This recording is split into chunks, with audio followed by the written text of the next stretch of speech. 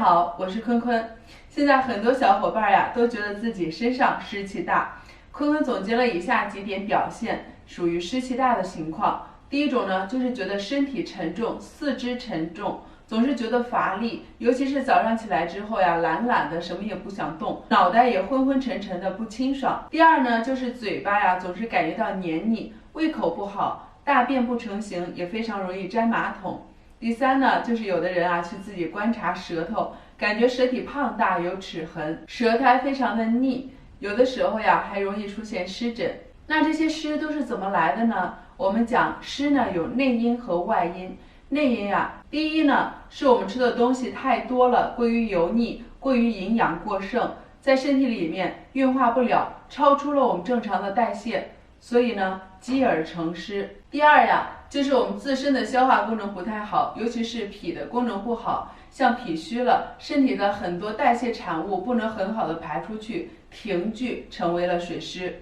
第三呢，就有外因的这种情况了，比如说生活工作的这些地方比较潮湿，尤其是在夏天的时候，过于去吃凉的饮食和在空调屋里的时间较长，让身体里面呀停留了这些湿气。今天呀，给大家分享2个帮助我们健脾祛湿的方法，自己呢动动手去帮助我们健脾去除湿气。第一个方法，我们去推脾经。足太阴脾经呢，取于我们足大趾的内侧，沿着我们的足内侧一直向上到足内踝前缘、胫骨的后缘、大腿的内侧，一直向上到我们的腹部。我们去推的时候呢，取三阴交和阴陵穴这个位置去推。我们可以把这个擀面杖，或者是自己用掌心也可以，放在我们这个足内踝的上方，这样就能碰到我们三阴交的位置，向上到阴陵穴，大概在膝盖窝的这个位置就可以了。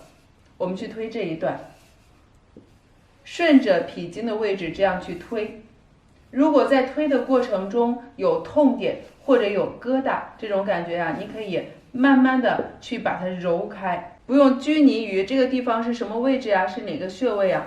如果你在推的地方有疼的地方，就可以停下来去推揉。在中医上呢，也讲有一个穴位叫做阿是穴，就是说这个地方很疼，你摁到它的时候会发出啊这样的声音。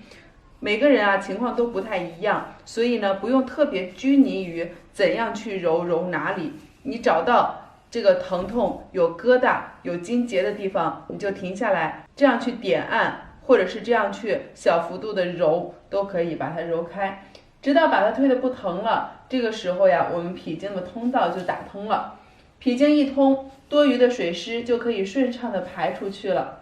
如果感觉有小便增多的情况呀，这是一个好事儿，这是一个排湿的表现。我们这样去推3到5分钟，然后就可以去换另外一条腿，也是这样，2条腿啊都分别去推一下，这是我们第一个动作，推脾经。第二方法呢，我们站立去进行。站立，双脚分开，与肩同宽，脚跟呢微微向上抬起，重心落到前脚掌，这样啊可以去刺激到我们的涌泉穴。抬起来的位置呢不需要太高，我们把重心落到前脚掌的2/3的位置，在我们涌泉穴的位置可以去刺激到。双手呀可以这样交叉环抱到胸前，全身都放松下来。每天去进行。这个时候受力的位置呢，正好是我们2腿前外侧和小腿肚子，正好呢可以去运行到我们多气多血的胃经，帮助人体的气血畅通。脾胃是相表里的，去畅通胃经的时候呢，也可以帮助我们去健脾。